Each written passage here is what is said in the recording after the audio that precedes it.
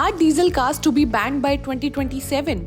The Energy Transition Advisory Committee, headed by former Petroleum Secretary Tarun Kapoor, has submitted a report recommending that India should ban the use of diesel-powered four-wheelers by 2027 in cities with over 10 lakh population and switch to electric and gas-fueled vehicles. The proposed ban will have a significant footprint because a large number of cities in India have more than 1 million people, which include not just the metro cities but also smaller towns and cities such as Kota, Raipur, Dhanbad, Vijayawada, Jodhpur and Amritsar. But what is the reason for this proposal? Diesel engines emit higher levels of particulate matter, which are the tiny bits of soot residue from the combustion process. They also produce more toxic gases and more PM 2.5, which is the major reason for air pollution.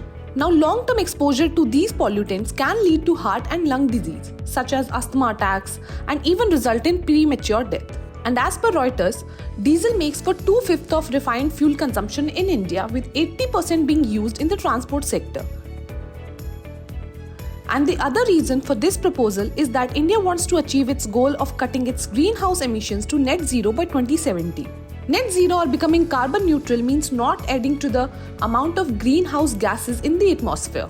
India is the world's fourth biggest emitter of carbon dioxide after China, the US and EU. But its huge population means its emissions per capita are much lower than other major world economies.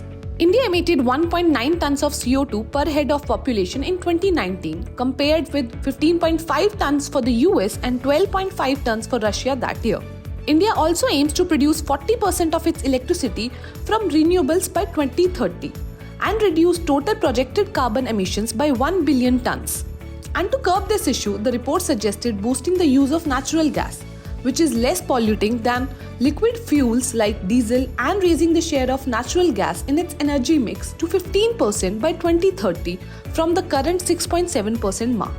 Though the Ministry of Petroleum and Natural Gas is yet to accept this suggestion.